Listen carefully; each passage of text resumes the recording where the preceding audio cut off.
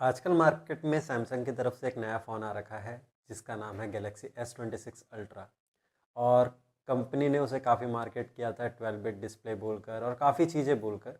ठीक है, ये पुराने वाले S25 अल्ट्रा से या फिर S24 अल्ट्रा से कितना बेटर है और ये आईफोन से कितना बेटर है और क्या आपको सच में ये फ़ोन लेना चाहिए, मैं थोड़ा उस बारे में आज बात करूँगा। तो देखो, आप सैमसंग ने S26 अल्ट्रा निकाला है, उसमें एक जो लेटेस्ट चीज़ उसमें डाली है, एक नया चिप जो कि हर एक फ़ोन के साथ, अपकमिंग फ़ोन के साथ एक नया चिप आता ही है और फास्ट बोलकर बेचा जाता है कि ये पुराने वाले से कुछ ज़्यादा बेटर है। बट क्या आपको इतने फास्ट प्रोसेसर की ज़रूरत है?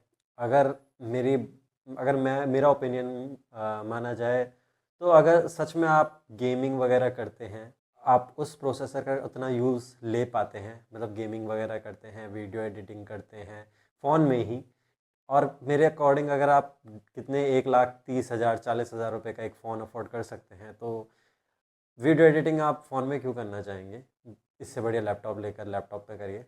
ठीक है, वो ज़्यादा आपको फ्लेक्सिबिलिटी देता है। बट ठीक है, अगर आप करना चाहते हैं तो ठीक है, वीडियो एडिटिंग अगर आप इस पे करते हैं, गेमिंग करते हैं और इसके अलावा तो मुझे लगता नहीं है कोई ऐसा काम होता है फ़ोन में जिसके लिए आपको इतने फास्ट प्रोसेसर की ज़रूरत हो।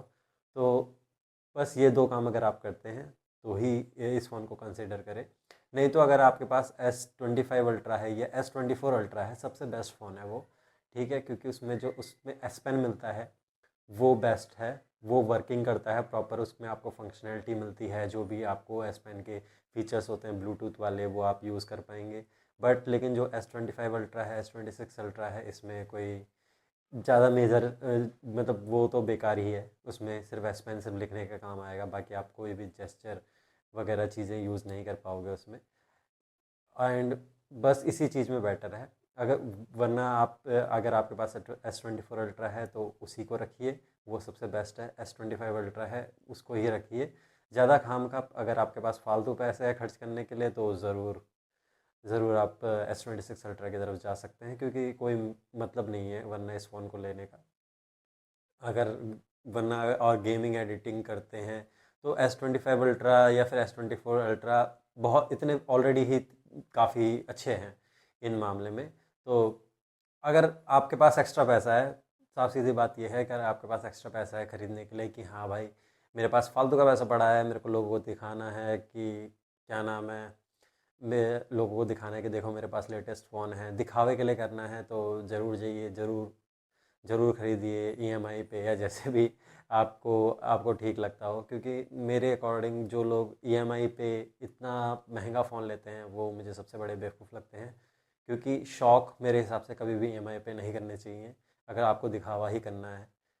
ईएमआई पे वो चीज़ लिया कीजिए जो आपके अर्जेंट हो कि यार ये मेरे मेरे को ग्रोथ करने में हेल्प करेगी, या ये मेरी इससे मेरी लाइफ नहीं चल सकती बिल्कुल, तो उस चीज़ के लिए आप लोन ईएमआई वगैरह कीजिए। बट हाँ, ऐसे शौक वाली चीज़ों के लिए ईएमआई पे चीज़ें लेना बहुत बेकार चीज़ है। ठीक है, और बात रही मैं आईफोन के कंपैरिजन में, अगर आईफोन 17 प्रो S26 अल्ट्रा, देखो अगर आईफोन तो मेरे पास भी है और मैं ये वीडियो शूट भी आईफोन 15 प्रो मैक्स से कर रहा हूँ। एंड जब तक मेरे पास ये फ़ोन नहीं था तब तक मेरे को बड़ी चुल थी कि आईफोन का लेटेस्ट मॉडल लेना है, क्योंकि इससे पहले मेरे पास आईफोन 11 था। तो मेरे अंदर बड़ी चुल थी कि यार लाइफ आईफोन का लेटेस्ट मॉडल इस्तेमाल करके देखो क्या बढ़िया होता है, मतलब काफ़ी अच्छी चीज़ें। लेकिन जब मैंने इसे लिया और चलाना चालू किया तो मेरे को बस इतना ही पता लगा, आप आईफोन के लेटेस्ट मॉडल का कोई काम इतना खास नहीं होता। जो बस थोड़ी चिप फास्ट होती है इसके बेस मॉडल से, उसका भी इतना कोई खास यूज़ नहीं होता। वो आप नॉर्मल काम सारे बेस मॉडल में भी कर सकते हैं। और बात रहे कैमरे की बात, तो कैमरा भी लगभग सेम ही होता है, बस इसमें टेलीफोटो एक्स्ट्रा मिल जाता है, जिसका आप अगर डेली यूज़ करने वाले बंदे हैं तो कितनी ही फ़ोटो क्लिक करते होंगे। ठीक है, वो अगर कोई ओकेजन वगैरह आप जाते होंगे तो वहीं फ़ोटो क्लिक करते होंगे, और वहाँ पे आपका जो आप नॉर्मल कैमरे से फ़ोटो खींचते हैं ना, उससे बढ़िया कोई कैमरा होता ही नहीं। आईफोन के बेस मॉडल और जो प्रो मॉडल है उसमें बेस कैमरा सेम होता है, प्राइमरी कैमरा, और वही कैमरा सबसे बढ़िया होता है फ़ोटो या वीडियो लेने के लिए। अगर आप वीडियो वगैरह ज़्यादा बनाते हैं तो उसके लिए आप आईफोन के लिए जा सकते हैं, उसके लिए आप सैमसंग मत चूज़ करना, क्योंकि आईफोन की टक्कर में वीडियो अभी कोई भी एंड्रॉयड फ़ोन नहीं बनाता। ठीक है, तो अगर आपको वीडियो बनानी है पेज, ठीक है, तो उसके लिए आप आईफोन के साथ जा सकते हैं। अगर आपको थोड़े तिकड़मबाजी वाले काम करने हैं, बेसिकली अगर आप स्टूडेंट हैं तो बिल्कुल मत लो आईफोन चमकाने वमकाने के लिए, क्योंकि जितनी चीज़ें आप क्या कहता तिकड़मबाजी आप एंड्रॉयड में करके अलग अलग दिमाग लगा कर सीख सकते हो, वो इतना फ्लेक्सिबिलिटी iOS नहीं देता। तो अगर आप क्योंकि बात iOS का तो ये है भाई, आप लो उसको बस चलाओ उसको, अगर आप वीडियो वगैरह शूट कर रहे हो तो ठीक है, नहीं तो आप उसमें बस यूट्यूब वगैरह ही देखोगे, उसमें फिर इतनी बड़ी नॉच पिल शेप में मिलता है, ठीक है, वो आपको वीडियो देखने में डिस्टरबेंस करता है।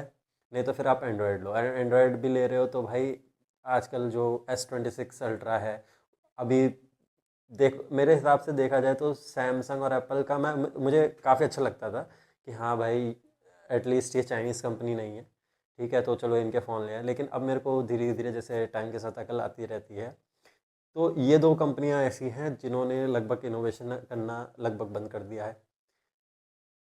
आपको क्या ही मिलता है अगर आप आईफोन के पुराने जो फ़ोन्स हैं उनके कंपैरिजन में, अगर आप जो करंट फ़ोन देखते हैं तो आपको क्या मिलेगा चेंज? ज़्यादा से ज़्यादा एक डिज़ाइन चेंज कर दिया है, ठीक है, थोड़ा बहुत डिज़ाइन चेंज कर दिया है, थोड़ा बहुत लेंस ऊपर नीचे कर दिए हैं, बट आपको कोई ड्रास्टिक चेंज नहीं मिलेगा। ठीक है, इससे बढ़िया। और सैमसंग का भी यही चल रहा है, शायद S22 अल्ट्रा से उनका लगभग मॉडल लगभग वही, थोड़ा सेम डिज़ाइन होता है, थोड़ा जो एंगल जो कॉर्नर्स होते हैं फ़ोन के उनको थोड़ा शार्प और थोड़ा कर्व कर देते हैं, बेसिकली यही सारी चीज़ें। और उसके बाद कैमरा सेंसर तो लगभग सेम ही चल रहा है S22 अल्ट्रा से, वही 200 मेगापिक्सल प्राइमरी, टेलीफोटो को कभी 10x कर देते हैं, कभी 5x कर देते हैं, और बस जो जो चिप आती है वो तो हर साल हर फ़ोन में अपग्रेड होना ही होना है, वो तो सबको पता है।